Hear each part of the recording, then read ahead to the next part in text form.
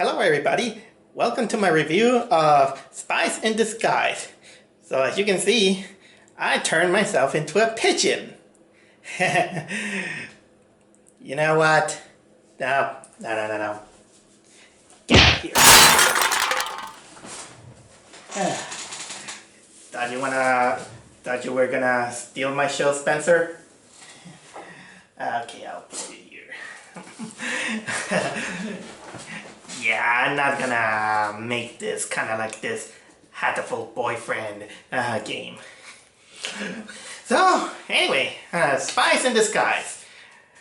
After 4 consecutive lame movies, did I finally got something that is quite decent?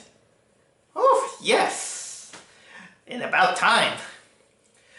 Because I'm filming this right after I finish making my recording of my opinions on cats, now that I'm back home from the holidays. So as you can tell, this one, Spies in Disguise, the latest movie from BlueSky Studios. I thought that it was gonna be, you know, like the usual BlueSky Studio films. It relies on comedy, it's gonna rely on being family friendly, and you're either gonna love it or you're gonna hate it. Since I do tend to have kind of like this love-hate relationship with BlueSky Studios, because this is not exactly a studio that is interested in creating high art, thought-provoking movies. They just want to entertain the audience. I struggle always to say children because that's what I hate to say, why that cartoons are for children when they're not. They always not. It's always not. People always think that just because it's animated that means that it's for children, when that's not true. People should hate this mentality. But anyway, the big thing I could say about Spies in Disguise is that this movie stars Will Smith, and this is the 3rd attempt for Will Smith to bring out a good movie this year. I mean, what do we got this year that we have Will Smith? We got freaking Aladdin! And I know that he also was in Gemini Man, in which I never seen Gemini Man. I wanted to see it, but unfortunately some things happened so much that I didn't have the time to see it. But I heard that it was disappointing, or there was something bad about it. I can't quite put my finger on it.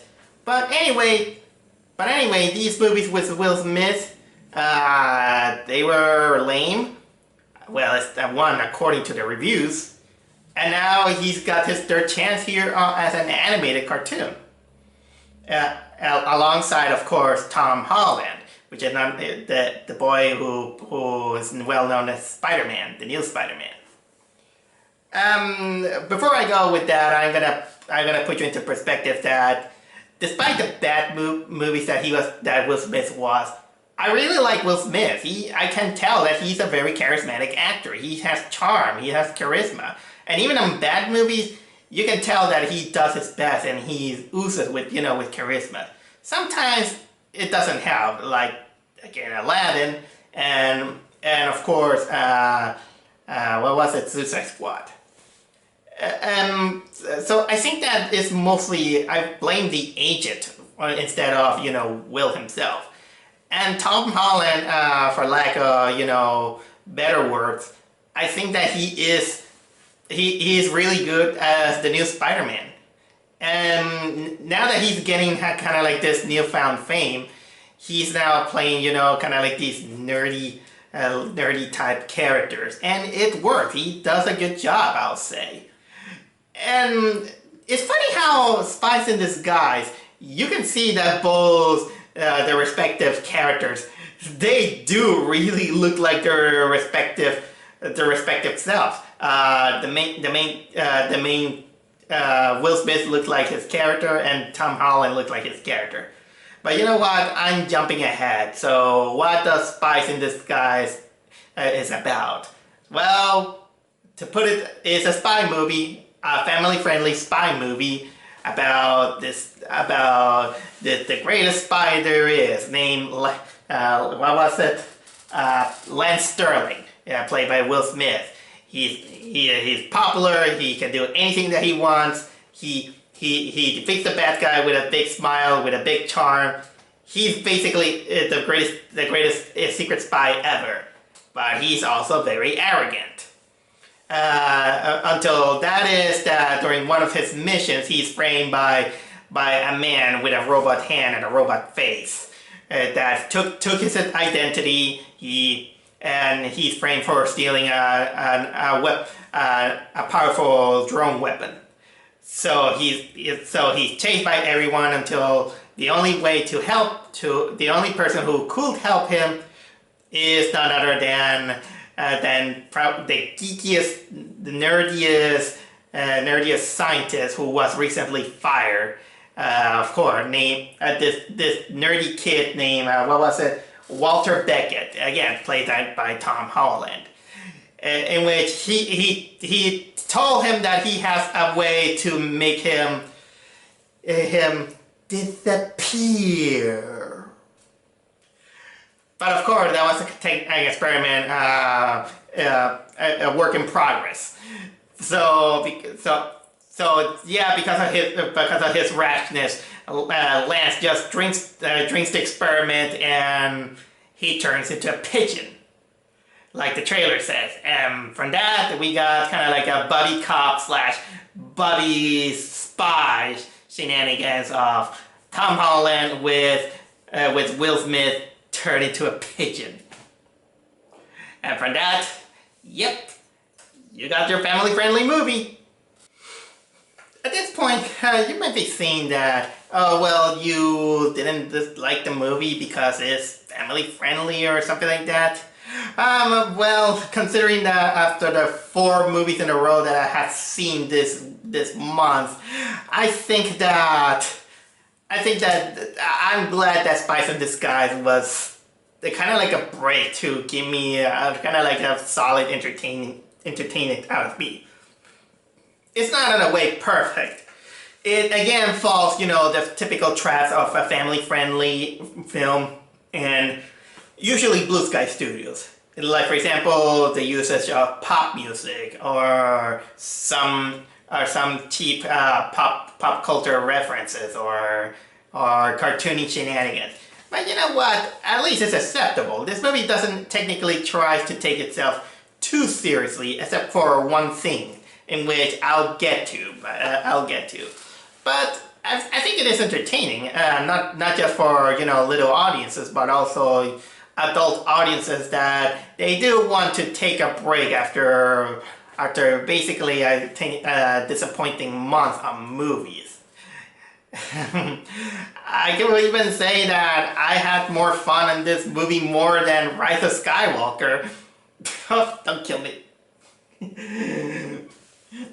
And considering that I also saw Cats before Spies in Disguise, that was an improvement. Oh man, so yeah, like always, you're gonna have us kind of like a solid cast. Will Smith, Tom Holland do their job well. There's also Reba McEntire, Rashida Jones, the bad guy. And there's a bad guy, of course. I struggle knowing who he was. But anyway, yeah. And this is kind of a little bit rare for me because honestly, I have to say that probably of all the genres of movie making, I think the super secret agent Spies probably is one of my least favorite. I'm not saying that it's meritable or something like that, but I can't even pinpoint exactly what it is. I think that once you've seen one, you've seen them all. I know the appeal of James Bond, but the truth to be told, I never in my life ever seen a James Bond movie. Kind of weird, I'll say. But I do enjoy some cartoons that are basically kind of like secret agents. Remember, I did special about the secret files of the Spy Dogs, and that's a secret agent show. Even codenamed Kids Next Door is a secret agent show, and that's one of my favorite shows from Cartoon Network lineup. Oh my god, I'm deviating. I'm supposed to be talking about Spies in Disguise. Again, no point talking about animation because animation is really good. It's pretty good for BlueSky Studio and its standards. So I will say that the pacing is well done. It has kind of like a basic formula of, you know, spy movies and buddy cop cartoons. But again, I prefer when they go for the basics and they do a good job instead of, you know, trying inventive things and they don't come off with a payoff. Because at least this one you can say that it tries a little bit. The risk that this movie has is that you are a little bit struggling if you want to like our main leads. Take for example the character Lance Sterling, the Will Smith character. He comes off as, you know, being cool. He does all these awesome super spy moves that he could even rival Rex Dasher from the Playmobil movie. And again, Will Smith is charismatic, even on his voice. And well, it technically shows in that, but you can tell that Will Smith, that Lance Sterling, the character, is really arrogant. It's like he thinks himself like he's all above everyone, and he thinks that he goes solo because, well, he's the best of the man. And yeah, basically the movie wants to show him some humility out of his ego out of it. But I think that probably the most third-dimensional character in this film is actually Tom Holland's character, which is this nerdy kid named Walter Beckett. But the thing with Walter Beckett is that he's not well received by the other scientists from the secret agency, mostly because they call him weird, because he always tries to be, you know, he's eccentric, he's a little bit, I can't say if he's autistic or something like that. Help me out if you notice about it. But he's always socially awkward. But the biggest issue that we have is that this kid, he's basically a pacifist. It is shown in the beginning of the movie that yeah, he wanted to be an inventor to make his mother, a cop, proud. And funny enough is that the movie kind of always gives you the clue that, yeah, this mother's not going to be there. And it does, although I do like that it was a little bit subtle about it, and it show it and don't tell it.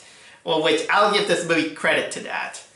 And what happened? And it didn't say that, you know, that he lost the mother because someone shoot her or something like that. That is kind of revealed later, but it is showing to, you know, it is showing you, you know, early in the movie, so you can put the pieces together about why this kid, always when he's trying to invent, he doesn't want to invent, you know, ray guns or grenades or something that can cause mass destruction. He's always, you know, trying to create, you know, glitter, in which he's kind of think that when you show glitter and kitties, it somehow people will get aw. Unless you're a cat hater, and he also wants to make inflatable huggers or something like that. So yeah, basically this kid wants to find out, you know, other ways to become a pacifist, which puts into conflict with Lance, who is again the secret agent who needs, you know, the secret agent tools to defeat the bad guys. And that brings me out to a moment that is basically what this movie was trying to make it as a theme. One of the themes that this movie had, I actually really like that they went to that, but I wish they could explore it a little bit. It's actually, without spoiling too much about the movie, there is a moment in which Lance and Lance and Walter. They begin to argue that they must find ways, to defeat the bad guys. Although, yeah, William Walter wants to make up, saying that we're still humans. We must find other ways to, not hurt them, not hurt everyone around them. But Lance, whatever. He also brings out the point saying that, well, not everyone can agree with you. Sometimes, yeah, you have to beat them fire with fire. And then, of course, Walter is saying, no. If you counter fire with fire, everybody's gonna get burned. Which in a way, I really liked this kind of argument that they go to, and I think it's really mature to see that. Unfortunately, there is not one side, and basically, it's technically kind of like the argument from the final episode of Avatar: The Last Airbender, in which there's always a different way in which you can't create collateral damage, and when something creates collateral damage, even when you're fighting for good, it still affects others, which comes case in point with the villain, which the least I could say is that the villain does indeed has this backstory, which makes it really quite interesting, I'll say. Is it me or the villain kind of reminds me of the Dr. Claw from the Inspector Gadget live action movie? I don't know, that kind of reminds me that. And I like the villain, I'll say. He's technically menacing. There is a moment in which I'm not going to reveal you that, well, this kind of makes him kind of like a really, really James Bondy villain that it kind of shows how much of a threat he is. That's the least I could say about it. At this point, of course, I did kind of forgot to mention that, of course, there are other cast members, which... let's say that is technically just shoehorn in character that joins their journey. For example, William has this, he's very fascinated with pigeons. So much that he even has a roommate, female pigeon that he call her Dovey. She kind of has a crush on Lance when he turns into a pigeon. Then he meets, other pigeons in Mexico. One of them that it's disgusting, I'll say. I gotta warn you that this movie has a lot of gross out humor when involved pigeons, so prepare to, with your stomach. There's also this character who basically is kind of like a no-nonsense superior of Lance Sterling who chases him. I kind of forgot her name and also the name of the actress. And again, Reba McEntire plays kind of like the head of the secret agent organization. And basically that's some other little nitpicks that I can tell you about Spies in Disguise. Speaking of the humor, like I said, this movie has some gross out humor. Although don't worry, it's not, John Krapowski gross out humor. Only it is limited to usually some pigeons. Especially one, really, really skinny pigeon that apparently swallows almost everything. And there are also some humor. I also, buy the buddy camaraderie between Lance and William. You buy them, the typical odd couple that one doesn't like the other one, but the other one wants to prove that he can be a great scientist. He follows mostly the journey because he wants to prove that, if the greatest spy in the world can sponsor him, then he's gonna look really good.